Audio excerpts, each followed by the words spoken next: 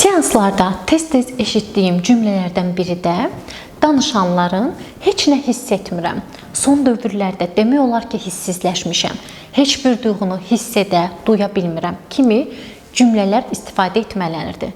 Əslində hissizləşmə çox zaman duyğusuzluq olaraq, heç nə hiss etməmə olaraq bilinsə də, yəni hissizləşmə dedikdə onun altında heç bir duyğu yatmır kimi düşünülsə də, əslində hissizləşmə bir çox duyğunun hiss edilməyi deməkdir. Və bu dövrdə bir çox insanlarda travma ola bilər ki, yaşasın və yaxud da çox ağır, stresli bir dövrdən keçmiş olsun.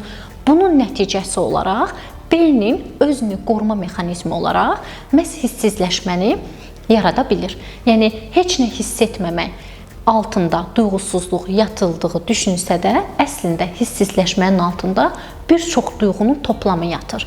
Və bu dövrdə hal-hazırda özünü necə hiss edirsən sualını vermək çox sadə, amma bir güclü vasitələrdən biridir.